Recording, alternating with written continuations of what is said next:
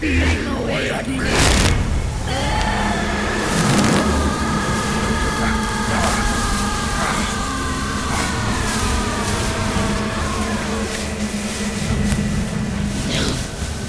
No. I'll never forgive myself. I don't want to be angry. I don't need anger. I'm not angry.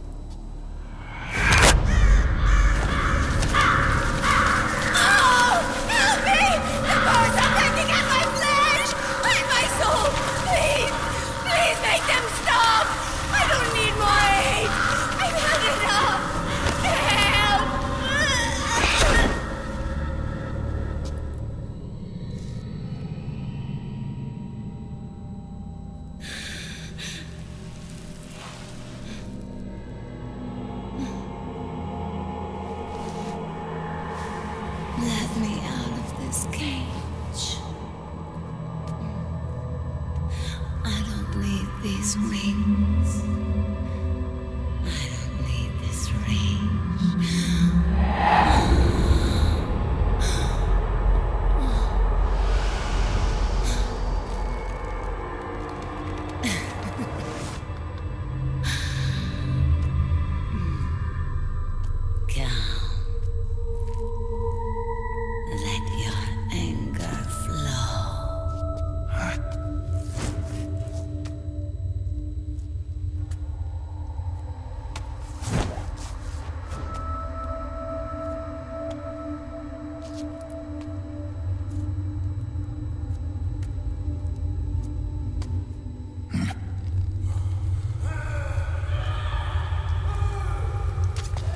Snake! She's come out of her suit! Watch out! She's gonna try to grab you!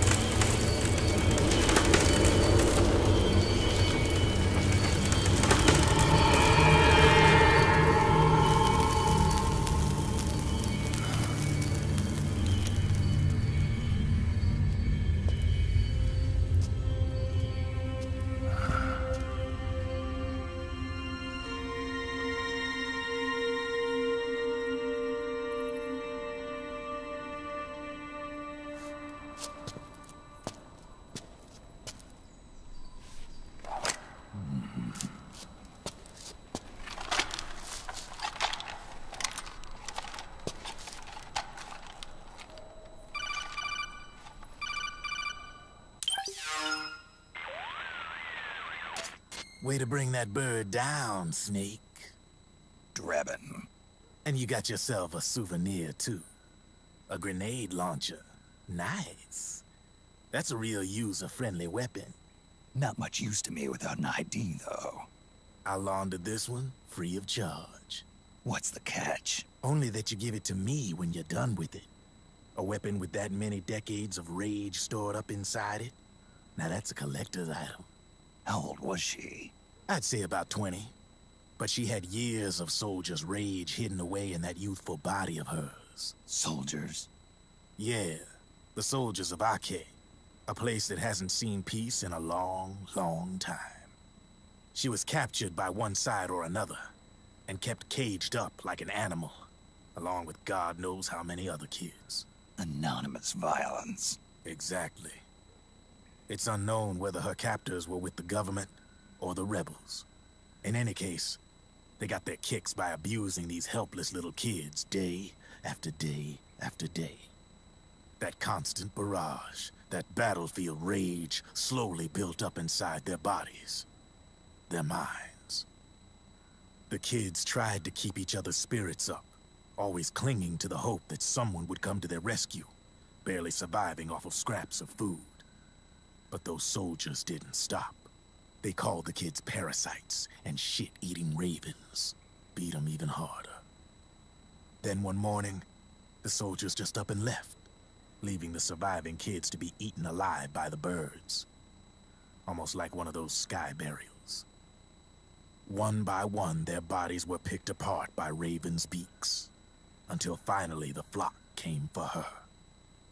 But by some miracle, their beaks cut her bonds instead. And like that, she was liberated. In that instant, she was filled with an uncontrollable rage, and it smothered her soul. She ripped the ravens pecking at her to pieces, and then went after the soldiers. And when she finally caught up with them, she waited until nightfall like a hunter awaiting its prey. They say that when a raven cries, a man dies. And that's exactly what happened that night. Screeching and cawing, she killed every last living being in the camp. Both the soldiers and the civilians they'd enslaved. In her eyes, there was no longer a difference. The cruelty her friends had suffered, the pain and humiliation she'd endured. Hers was the distillation of the rage that decades of war had imparted on those soldiers. It was her strength, and her greatest weakness. You're something else, Snake. You managed to cleanse Raven of her rage. No, seriously. You're the seed of war. In fact, I'd say you might even be war itself. Drebin? Maybe it's still too early to tell. You still got half the B&B Corps ahead of you. Keep your eye on the ball, pal.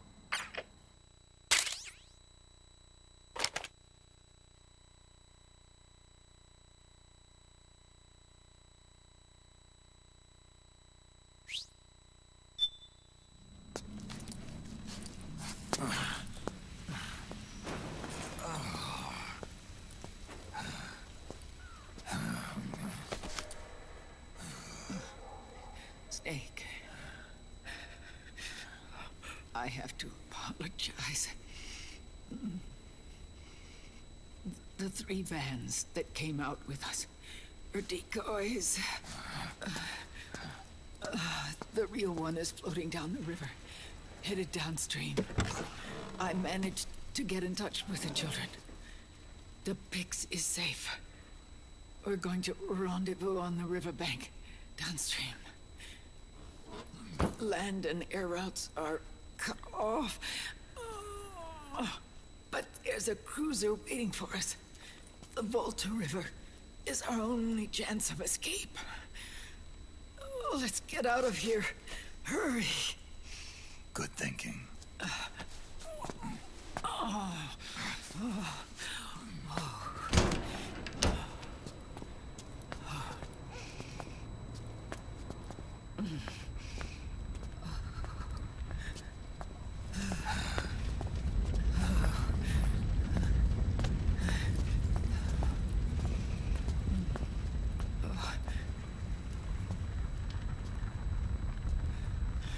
This way. Follow me.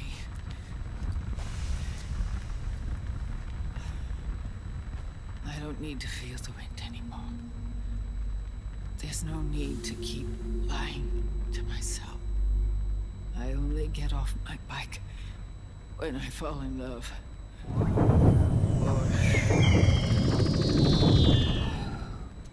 Oh, Snake.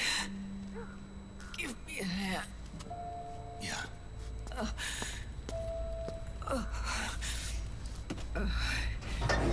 The underground aqueduct leads to the river. There should be fewer of them down there. Oh.